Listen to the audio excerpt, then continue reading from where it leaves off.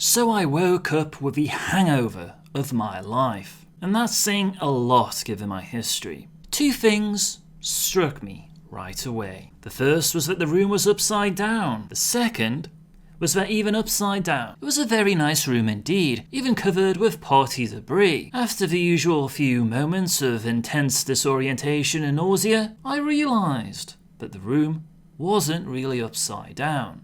I was. That revelation alone led me to downgrade my hangover from Force 5, Hurricane, to Force 4, Tropical Storm. I soon realised that most of my pain and disorientation was because I was slung backwards over the arm of a $9,000 leather couch. That's when it all came back to me.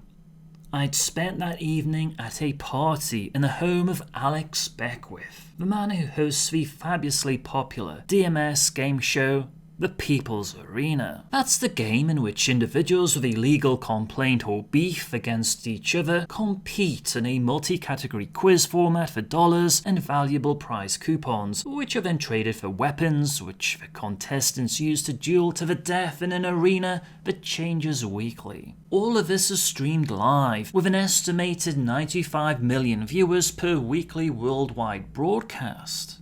Memories of the previous evening began to steal their way back into my skull, creeping in from the ether like whipped, sodden dogs sneaking back into the kennel after a bad beating. I had been invited to the party by a comely young vixen I'd met at a Rockaboy magazine staff party. Blue-purple hair, red-violet eyes, just my type.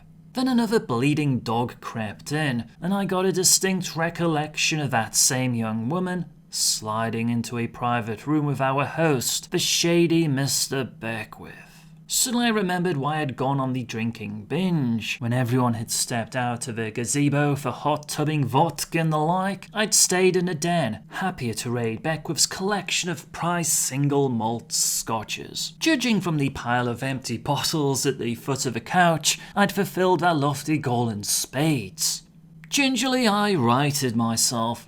They must have locked the room and kept the party outside for the rest of the evening. Sloppy of them not to have made a security sweep, but I guess that Beckwith figured that anyone who was blue chip enough to make it into his party in the first place was harmless. Stupid, but who was I to argue? I didn't want to hurt him, just raid the liquor cabinet. Somewhat unsteadily, I staggered for the French doors, looking for my mobile so I could call a combat cab, and shaking out my other pockets, hoping against hope that I could find a strip of duct tape to wrap around my head before my skull cracked, adding my ruined brain to the other party detritus on the floor. I almost made it out before the cleaning lady came in. 10 seconds later, I was being held by two very large porcine-looking bodyguards, and Beckwith, old rat-faced Mr. Nighttube himself, looking chipper in a full-hard patterned silk bathrobe, was giving me the critical once-over. So it seems that my men didn't manage to throw you out after all. Oh, I didn't remember that part. I knew I should have called the police, he continued, sighing in the same melodramatic, the camera's always watching manner that had made me want to crack his skull the previous night. That and him filching my date, of course. Grady,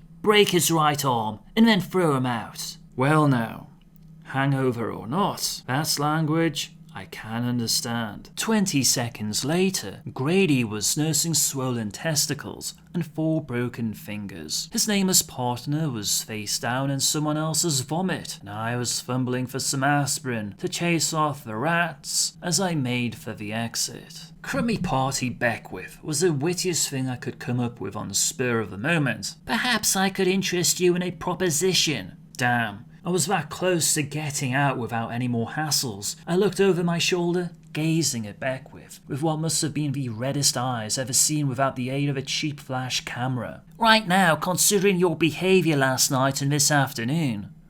Afternoon? I have enough to have you arrested for assault, trespassing, breaking and entering, narcotics, lewd conduct, and probably a few more if I put my mind to it. Or I can put you on a live stream event. What do you say? It turns out that Beckwith was impressed enough with my fighting abilities that he wanted to put me on the People's Arena versus a representative of his choosing, as a way of settling his legal complaint for my shoddy behaviours as guest. Well, what the hell. 6 weeks later, I was back in Hollywood at DMS Studio 8B for the live broadcast, with plenty of friends and family in attendance. I'd never been on primetime live streaming before, and I was excited. There was plenty of bright lights, which I expected, Beckwith looking suave, which I expected, about 35 DMS armed security people, which I expected, a studio audience that was much smaller than it looks on the net, and a set that looked surprisingly cheap close up. I guess it only needs to look good on mobile screens. Before I knew it, it was taping time. I stood at my mark, while the theme music swelled over the applause, which escalated into an all-out orgasm when Beckwith strode onto the stage, all narrow lapels and bonded teeth. He made his usual opening remarks, peppered with urban humour, and then introduced the day's match as being between a drunken hooligan and the representative of the upstanding but anonymous citizen that I had transgressed against. How hard could it be? I asked myself. All of Beckwith's security people had been pushovers so far, and if I had held my own in the quiz section and got some money and vouchers for weapons that I could use during the combat phase, I figured that my chances were pretty good.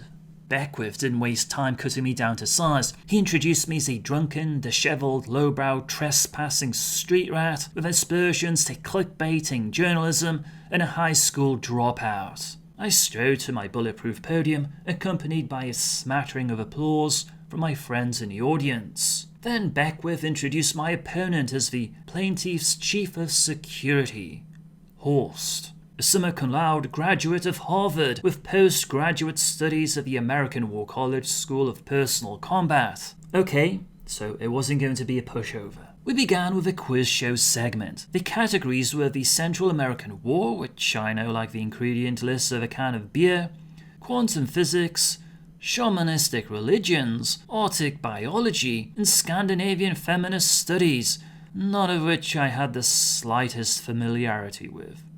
At this point, it began to occur to me that perhaps I had been too eager to appear on a show run entirely by a man who would rather be seen escorting an 80-kilo cockroach to dinner than me. To make a long story short, at the end of the quiz segment, I had amassed 1,500 eddies to buy weapons for the combat phase, and thoroughly proved my ignorance of everything under the sun to the audience. Horst had 73,000 eddies, and could have dated Einstein's daughter without fear of intimidation.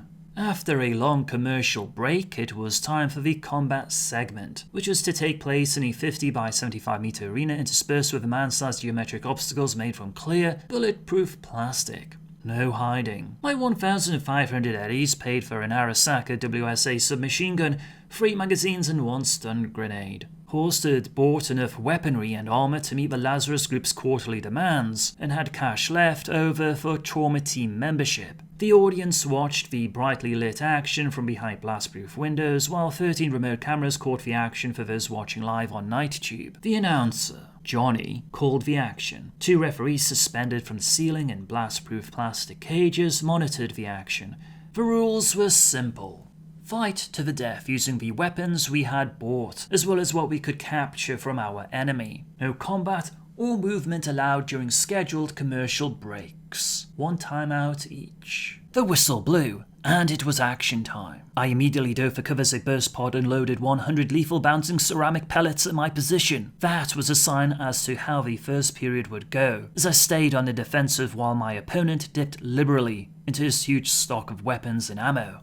After 8 minutes, the whistle blew for a 2-minute commercial break. Makeup men gave us each a quick going over, and trainers provided a sports beverage heavily loaded with stimulants. The second period didn't go much better, as I did my best to save ammo and stay out of the way of Horst's vastly superior weaponry. I believe that the crowd enjoyed seeing an outmatched but charismatic underdog such as myself, taking on the heavily armed but personality less good, representing an allegedly faceless plaintiff. Of course, it could have just been bloodlust. At the end of the second period, things started to swing my way. Horst started to become frustrated as I patiently eluded him. I was rolling up underdog survival time bonus money and prizes while stewarding my ammo and taking brief shots only when my 60-second shot clock came close to expiring and costing me prize money and medical credits. Horst was looking positively livid by the time the whistle blew for the second commercial break. Horst paid in for more ammo with his prize money, while I spent one of my sparse medical credits on a tape job and painkiller shot for an ankle I had twisted in one close encounter. After the commercial break, it was on to the third period. The pressure was all on Horst now. He was beginning to look stupid because despite his success in a quiz stage and the huge amount of weaponry he had purchased with it,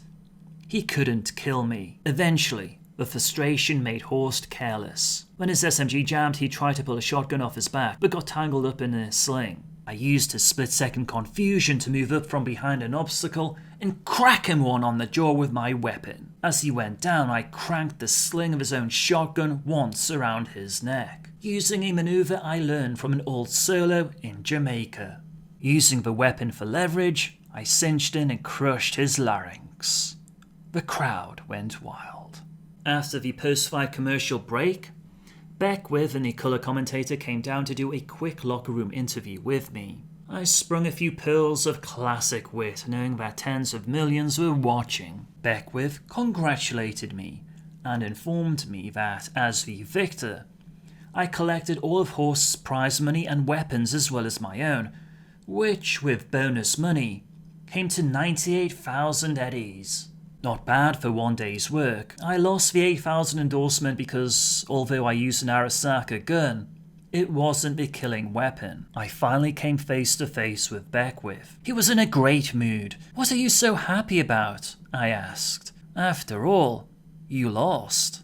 "Not a chance," he replied, laughing. "You just got me the best numbers all year. With all these views and new subs, we can make an extra 100 million in ad revenue." He leaned in conspiratorially towards me. "You know, you're very charismatic. You should think about a career as a content creator." He slipped me a card. "Call me next week, and I'll set up a meeting with my producer. We'll see about some panel appearances and podcasts. It's no sense getting annoyed about what happens here. After all, it's all about the views." He burst into laughter, deep and mellifluous, tempered by years of voice training, and, I'm sure, some laryngocybernetic surgery. I never called him back. Thank you for chipping in. Riding high, my sluts are shy.